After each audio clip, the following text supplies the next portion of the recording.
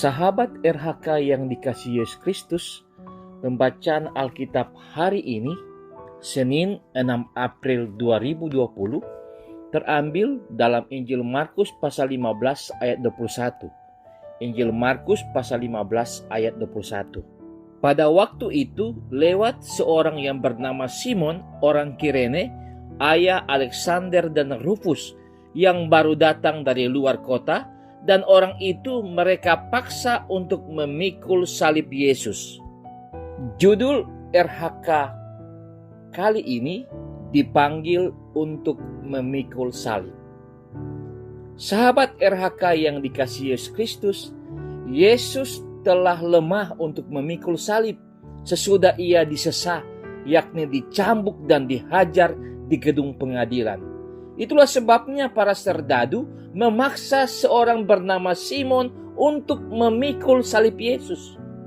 Simon berasal dari Kirene, sebuah kota di utara Afrika, sekarang Libya.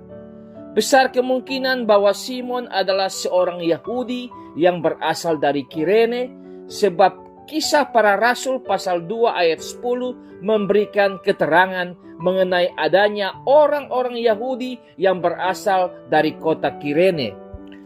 Ia pasti datang ke Yerusalem untuk suatu tujuan. Apapun tujuan Simon, ia akhirnya harus melakukan suatu tugas yang tidak menyenangkan. Dan tugas tersebut dipaksakan kepadanya, yakni memikul salib seseorang yang hendak dihukum mati. Hanya saja salib tersebut bukan salib seseorang yang biasa-biasa saja, atau seorang pelaku kriminal jalanan sebagaimana kebanyakan orang yang dihukum tentara Romawi. Salib itu milik Yesus. Berbeda dari Injil Matius dan Lukas, Markus menyebut nama Simon, orang Kirene, diikuti keterangan bahwa ia adalah ayah dari Alexander dan Rufus.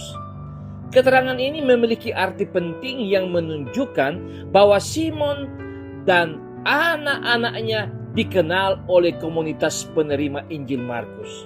Dengan kata lain, Alexander dan Rufus adalah orang-orang yang kemudian percaya kepada Yesus dan masuk ke dalam sebuah komunitas Kristen.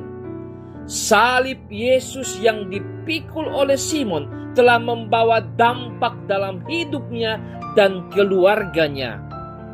Sebagai keluarga Kristen, kita memiliki panggilan yang sama dengan Simon, yakni panggilan untuk memikul salib. Markus 8 ayat 34 mengatakan, setiap orang yang mau mengikut aku, ia harus menyangkal dirinya, memikul salibnya, dan mengikut aku.